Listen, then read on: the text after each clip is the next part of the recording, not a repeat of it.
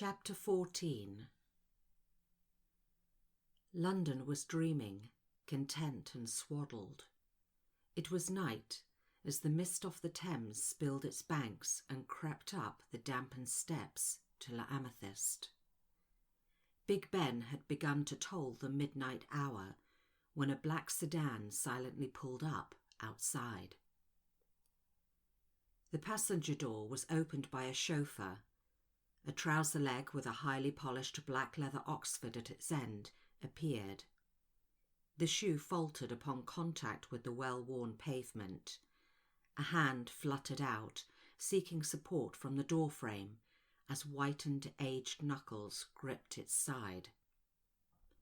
Mr. Lockshire emerged, with ages of exhaustion etched on his pale, shaven face. His Savile Row suit did little to detract from the dishevelled appearance of a man who dressed hurriedly. Without the customary hat and coat usual for the season and time, he walked unsteadily but determinedly up to the entrance, where two doormen stepped forward. "Good evening, sir. May we help you?" In a ragged gasp, Mr. Lockshire uttered, "Pilgrim. I must speak with Neath Pilgrim." It was clear the effort to talk was weakening him. He made a second attempt to move past. One of the doormen, seeing the frailty of the man, simply held his gloved hand out to keep him at bay. "La Amethyst is not open to the public, sir." Pilgrim and Baxter had reached a dead end in trying to locate Monica. Raising her profile and potentially flagging her was not an option. They'd both agreed that discovery of her location could prove fatal for her, given who her father was. Admittedly, they hadn't applied themselves, having deemed Monica more curious than dangerous. Sat in La Amethyst's bar, they pondered quietly. "You know, I've been thinking about that party," he said hopefully. He liked the thought of spending some time at their West Country retreat in the capable hands of the eccentric Mrs. Flint. They'd welcome a party, he decided, ignoring the inevitable look of disbelief he knew would be on the ruddy face of their housekeeper. He continued to look at Pilgrim expectantly. She didn't respond. She was lost in thought, rhythmically twirling the stem of her wineglass between her thumb and forefinger. She shot a glance over her slim shoulder towards the entrance door. Turning back, she asked, "What did you say?" "Merrill-Ma, the party." "Yes, the party," she responded absently. Realizing she was preoccupied, he observed her. She didn't seem to have changed. Time simply skimmed over that luminous face, with only the odd body scar as testament to events in their lives. He noted her long dark hair, her eyes, as always, bright and alert, her lips generous and defined, leaning only occasionally into a smile. As a man, he understood what Hansford saw in her, but it was the smallest part of what she was.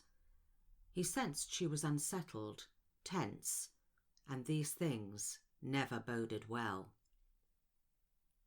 She slowly began to rise, releasing the arm of her chair, and moved towards the door with a feline apprehensiveness. He watched closely as she left the room to enter the foyer. Intrigued, but on his guard, he followed.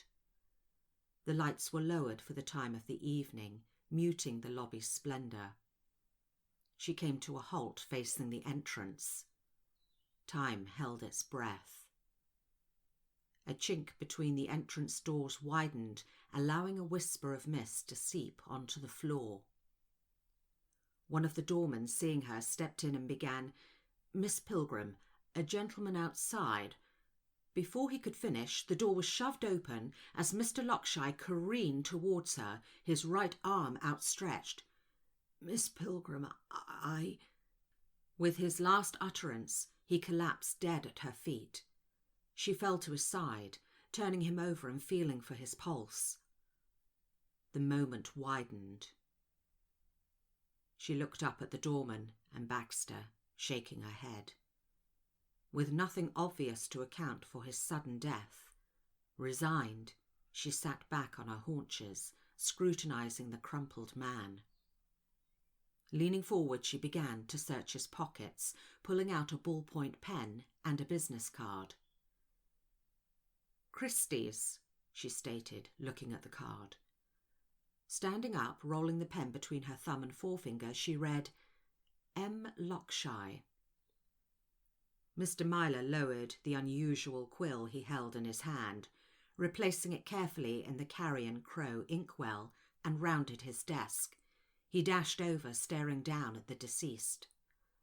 Pulling down his waistcoat to a full stop, he nodded to the doorman, instructing, "Fetch Roberts from outside and lock down the building. Notify security and take him to the anteroom. I'll call the police."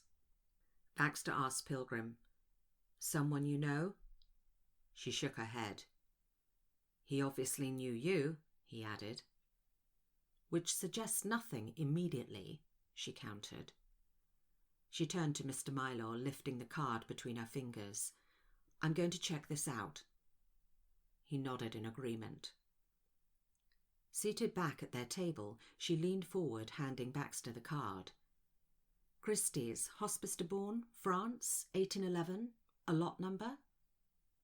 "Seems probable." He handed it back. She beckoned the porter over, giving him the card. "Take this to Mr. Myler." Baxter took a draw on his whiskey, adding gently, "No point in packing. We can pick everything up we need along the way."